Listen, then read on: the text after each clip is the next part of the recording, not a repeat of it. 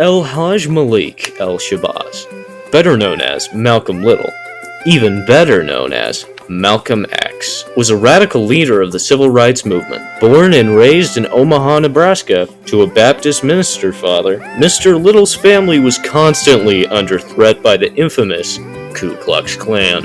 In 1931, 3 years after he and his family moved to Lansing, Michigan, Malcolm's father was murdered by white supremacists.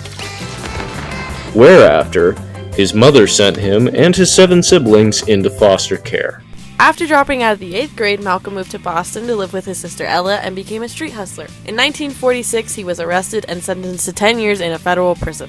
While in prison, Mr. Little joined the Nation of Islam, a black supremacist group led by one Elijah Muhammad. Shortly after joining, he changed his last name to X, signifying his unknown tribal origin. The unknown parable.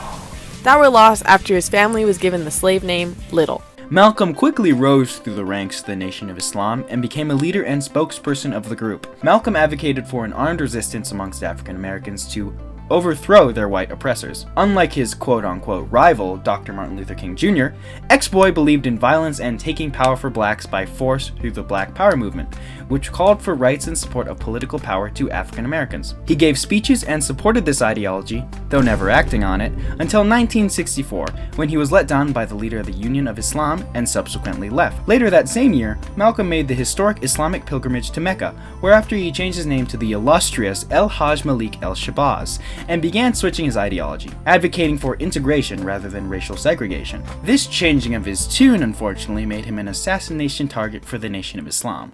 Malcolm X is considered amongst one of the most influential African American leaders ever, telling African Americans everywhere, young and old, to stop defining themselves as white people have. He was the first main figure of his time to reject Dr. King's famous peaceful protest campaign, urging colored people all across America to fight fire with fire, instead of what he believed to be compliance. Malcolm X gave way for more radical leaders to arise, such as Stokely Carmichael and the Black Panther Party. If Mr. X were to never have existed, we believe the civil rights movement would have remained dominantly peaceful, with minimal aggressive branches being present.